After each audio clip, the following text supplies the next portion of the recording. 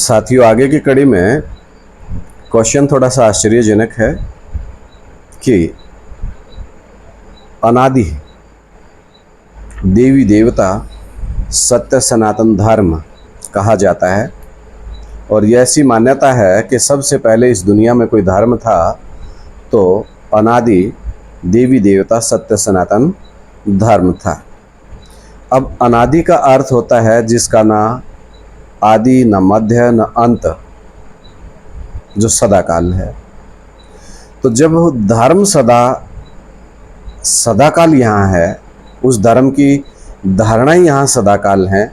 गीता में भी कहा नास्ते विद्यते भावो न भावो विद्यते सतः, सत्य का कभी विनाश नहीं होता है।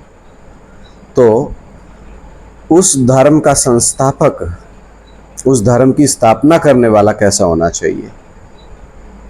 जिस धर्म का नाम ही अनादि सत्य सनातन है, तो उस धर्म का संस्थापक भी कैसा होना चाहिए? उस धर्म का संस्थापक भी अनादि सत्य सनातन होना चाहिए। और इस दुनिया में कोई अनादि अगर है तो वो है शिवलिंग। उस व्यक्तित्व को ही पहचानना है जिसने साक्षात इस दुनिया में अनादि सत्य सनातन धर्म की स्थापना की। अब वो कहेंगे बड़े ताज्जुब की बात है।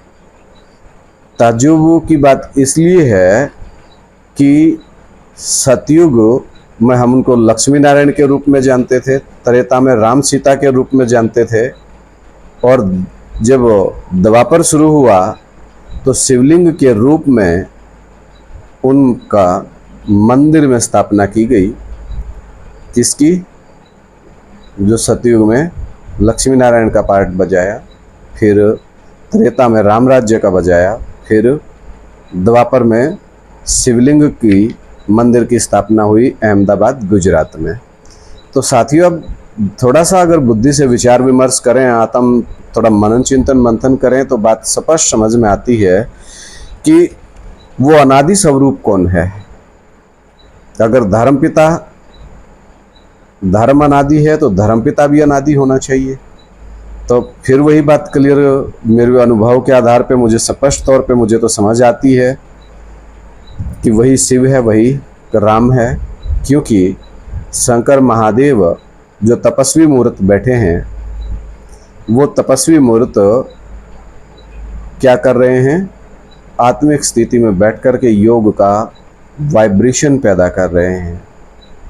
और ऐसा कहा जाता है कि विष्णु की नाभि से ब्रह्मा निकला, तो वो विष्णु स्वरूप भी है। क्योंकि शिवलिंग के 3 रूप हैं, ब्रह्मा विष्णु और शंकर। जो शिवलिंग है तो उसके 3 रूप हैं। जैसे आप गॉड कहते हो, GOD, जनरेटर, ऑपरेटर और डिस्ट्रॉयर। यानी कि ब्रह्मा के रूप में सृष्टि का रचयिता, विष्णु के रूप में पालन करने वाला और शंकर के रूप में पुरानी दुनिया का। जैसे भी तमो प्रधान दुनिया हो गई ना, तो इस पुरानी दुनिया का विनाश करने का भी निमित्त बनता है। जब तक सारे धर्म टूट करके एक की मान्यता नहीं रहेगी। वसुधैव कुटुंबकम का मतलब है कि सब एक बाप को पहचान जाए, क्योंकि एक ही बाप की संतान है सब। अलग अलग मतांतर फैलते गए, जैसे वृक्ष का फैलाव होता है तो फैलता ही चला जाता है, लेकिन लास्ट में अगर हाथ आएगा जब वृक्ष सूख जाए तो क्या बचेगा? उसका बीज। वो परमपिता परमात्मा जो इस मनुष्य सृष्टि का बीज है, वो है शिवलिंग।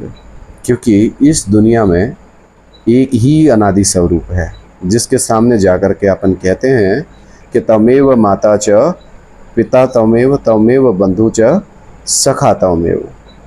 तो साथियों, उस प्रैक्टिकल स्वरूप को समझें और वही हमारा अनादि देवी देवता सत्य सनातन धर्म का संस्थापक है। तो कहने का अभिप्राय मेरे अनुभव के आधार पर स्पष्ट है कि शिवलिंग अनादि देवी देवता सत्य सनातन धर्म का संस्थापक है।